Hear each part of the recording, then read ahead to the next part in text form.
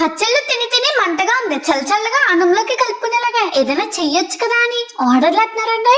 మరి చల్లగా పెరుగు పచ్చడిని ప్రిపేర్ చేసేద్దాం పదండి. ఒక గిన్నెలో బాగా చల్లటి పెరుగుని వేసుకుని పక్కన పెట్టుకోండి. ఇప్పుడు ఒక కడాయిలో నూనె వేసి బాగా వేడెక్కిన తర్వాత మినపగుళ్ళు వేసి అర నిమిషం పాటు వేపుకుని ఓ చెంచా మెంతులు వేసి దోరగా వేపుకున్నాక జీలకర్ర, ఆవాలు, ఎండుమిరపకాయలు, గుప్పెడు కరివేపాకు వేసి 2-3 నిమిషాలు వేపిన తర్వాత చిన్నగా కోసుకున్న క్యారెట్ ముక్కలు వేసి 2 నిమిషాల పాటు మగ్గించుకుని టమాటా ముక్కలు వేసి టమాటా ముక్కల్ని మెత్తబడనివ్వండి. ఇప్పుడు పొడిగా కోసుకున్న ఉల్లిపాయ ముక్కలు ఓ చెంచా అల్లం వెల్లుల్లి పేస్ట్ చేసి పచ్చివాసన పోయే వరకు వేపుకున్నాక చిటికెడు ఉప్పేసి ఓసారి బాగా కలుపుకుని ఆఖరిని మిక్సీ పెట్టుకున్న పచ్చిమిరపకాయలు పేస్ట్ వేసి 1 నిమిషం పాటు వేపుకున్నాక పక్కనెట్టేసుకోండి. ఇప్పుడు చల్లటి పెరుగులో రంగు కోసం పసుపు, రుచికి సరిపడా ఉప్పేసి బాగా కలుపుకున్నాక మగ్గించుకున్న ఉల్లిపాయ, క్యారెట్, టమాటాలు అలాగే కొబ్బరి తురిమేసి బాగా కలిపేసుకుని అన్నంలో వేసుకుని కలుపుకుని తింటే ఉంటుందండి. పాడైపోయిన ప్రపంచాన్ని వదిలి పచ్చని ప్రకృతి గాలిని పీల్చినట్టు ఉంటుందండి. నెక్స్ట్ కనుక లైక్ చేసి ఫాలో కొట్టండి. మీకు ఎలా అనిపించిందో కమెంట్ కూడా చేసేయండి. ఉంటాను మరి.